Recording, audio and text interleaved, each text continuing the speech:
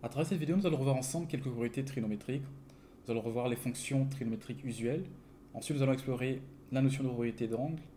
Et on va chercher à comprendre le cercle trigonométrique et voir comment il fonctionne. Des fonctions très communes qui reviennent dans l'étude des physiques, ce sont les fonctions sinus,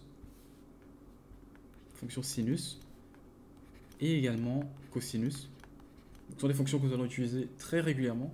Une chose très importante à connaître, c'est que ces fonctions-là, ce sont des fonctions qui sont comprises entre moins 1 et 1. Donc toutes les valeurs de la fonction sinus seront toujours entre moins 1 et 1. Également, toutes les valeurs de la fonction cosinus seront toujours comprises entre moins 1 et 1. Donc on a également la fonction tangente qu'on va très régulièrement utiliser. Et il faut savoir que la fonction tangente, c'est tout simplement la fonction sinus de x sur cosinus de x. Et cette fonction-là, comme on le sait bien, est définie pour toutes les valeurs de x qui n'annulent pas le dénominateur ici, cosinus x. Donc il faut que cosinus x soit différent de 0.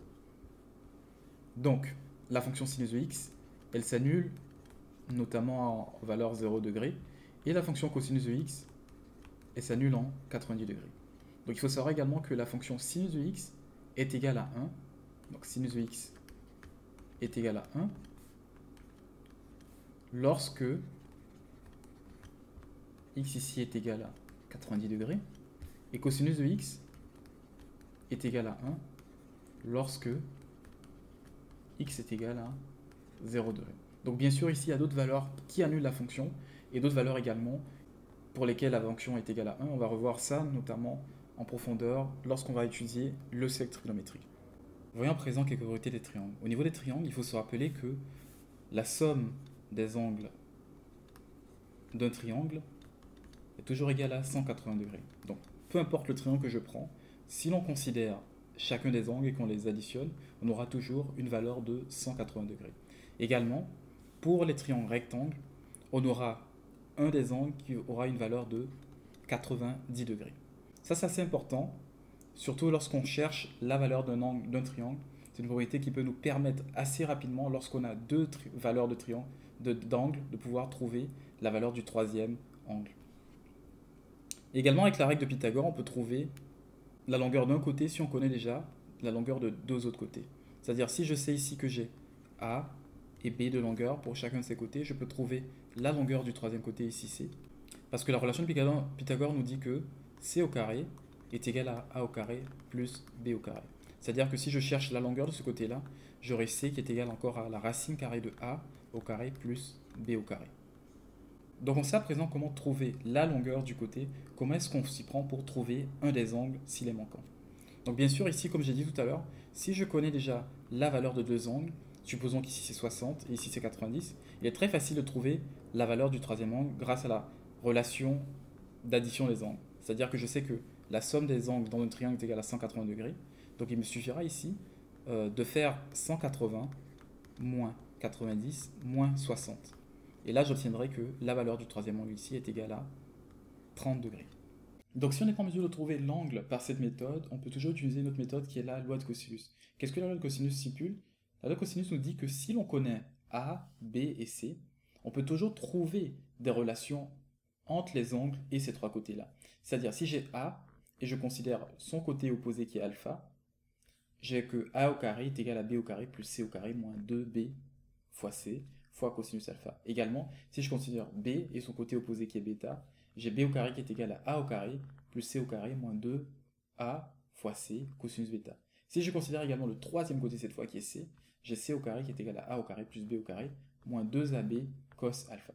Donc il faut toujours remarquer qu'on considère toujours un côté et l'angle qui lui est opposé. Donc cette relation-là nous permet de trouver une valeur d'angle lorsqu'on connaît par exemple chacun des trois côtés de notre triangle, lorsqu'on connaît leur longueur, on peut très facilement tirer ici la valeur de l'angle alpha. Supposons que je cherche l'angle ici, alpha. Qu'est-ce que je vais faire?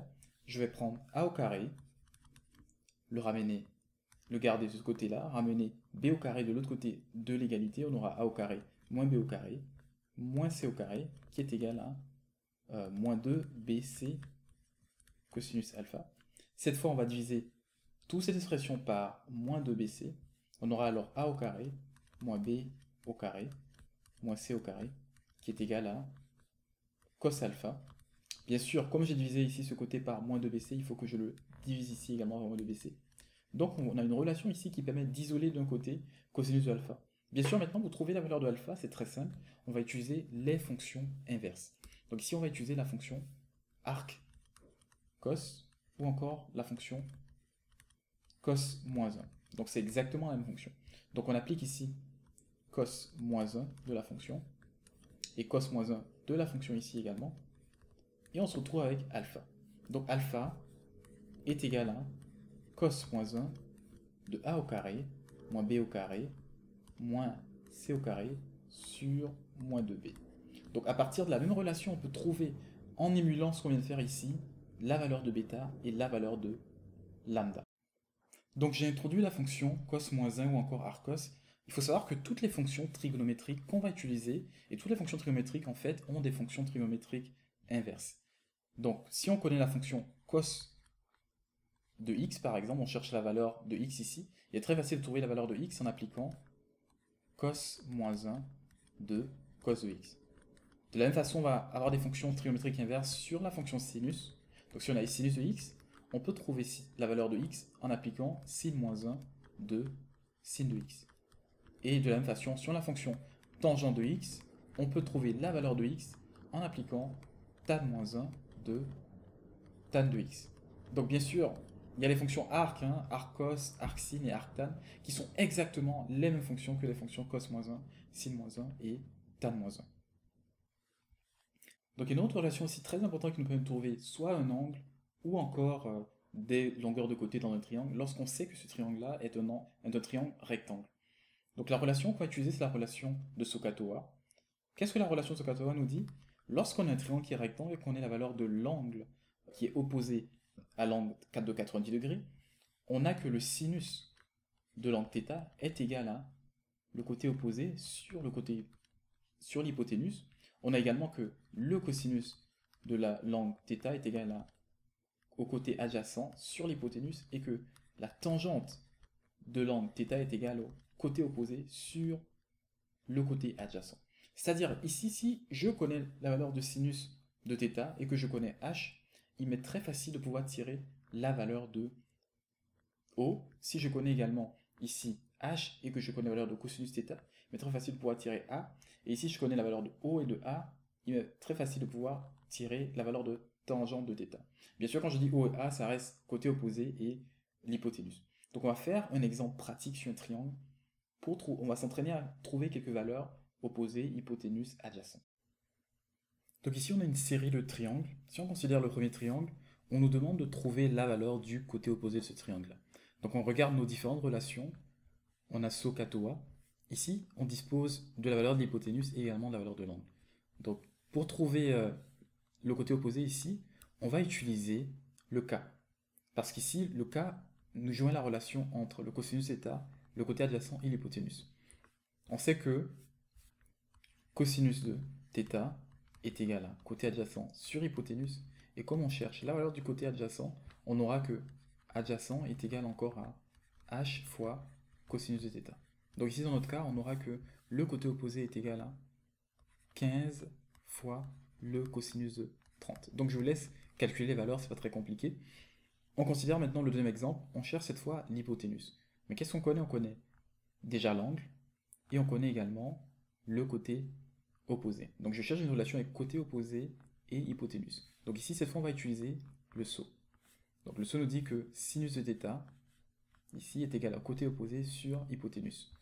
Donc, ça veut dire que, puisqu'on cherche l'hypoténuse, on aura que, en ramenant l'hypoténuse de côté, que l'hypoténuse est égale au côté opposé sur le sinus de θ. Donc dans notre cas, on aura que l'hypoténuse V est égale au côté opposé qui est égal à 15 sur sinus de 30. Dans le troisième exemple, on cherche cette fois la valeur de l'angle. Donc ici, on s'intéresse à trouver θ. On a le côté adjacent et on a également le côté opposé, qui sont 25 et 15. Donc on va utiliser la relation de tangente θ. Donc on sait que tangente θ est égal à côté opposé sur côté adjacent.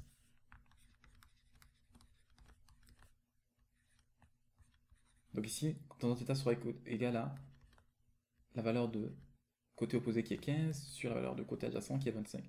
Mais lorsqu'on fait ce calcul-là, en fait, on ne trouve pas directement la valeur de tangente de θ. Il faut maintenant passer par les fonctions, la fonction tangente moins 1.